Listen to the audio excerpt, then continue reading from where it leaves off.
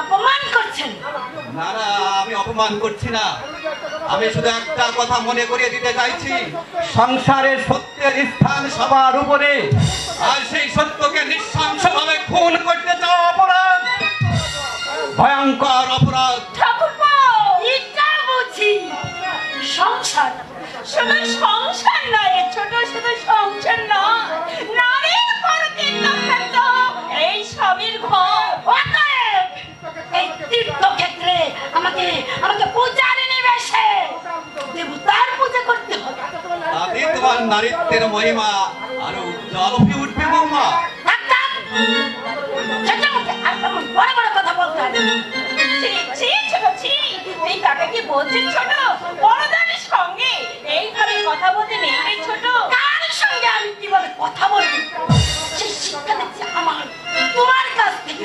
যখন নিম্নগামী হয়, প্রকৃত শিক্ষা যখন অন্ধকার গলিতে পথ হারিয়ে ফেলে, তখন অন্ধকার থেকে আলোয় ফেরার জন্য জীবনের শিক্ষা গ্রহণ করতেই হয়। জীবন মানে শুধু ভোগ নয়, জীবনের সঠিক অর্থ হলো ফুলের মতো নিজেকে বিলিয়ে দেওয়া, আর কারণে অতি বড় আপনজনদের আঘাত করার মধ্যে কোনো গৌরব থাকে না, থাকতে পারে না।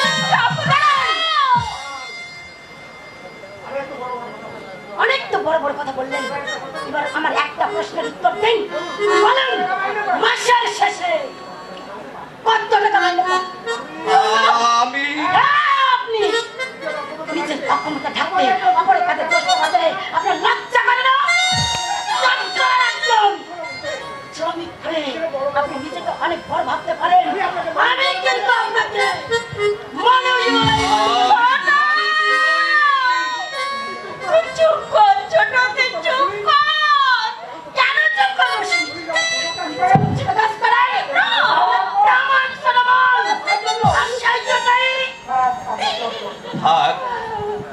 আর বলতে হবে না ছোট বৌমা, আমার খুব শিক্ষা হয়েছে। আমি বুঝতে পারিনি যে সংসারের আগুন হতে চাওয়া অপরাধ। হ্যাঁ, আমার অপরাধের উপযুক্ত শাস্তি আমি পেয়েছি, আমি পেয়েছি। দুঃখ করো না বৌদি, না আমি আমার নিজের ওজন বুঝে চলতে শিখিনি বলেই আজ আমাকে এই শাস্তি পেতে হলো। কিন্তু আর আমি ভুল করবো না বৌদি, আর আমি ভুল করবো না। এবার থেকে আমি সঠিক পথেই চলবো। ফুলদানিতে সাজিয়ে রাখা ফুল শুকিয়ে যাওয়ার পরে নর্দমায় তার ঠাঁই হয়, আমি ওর থেকে তেমনি শুকিয়ে যাওয়া ফুলের মতো সংসারের এক কোণে পড়ে থাকবো। জীবনের কোনো অসাধারণ মুহূর্তে নিজেকে আমি মানুষ বলে জাহির করবো না বৌদি, নিজেকে আমি মানুষ বলে জাহির করবো না।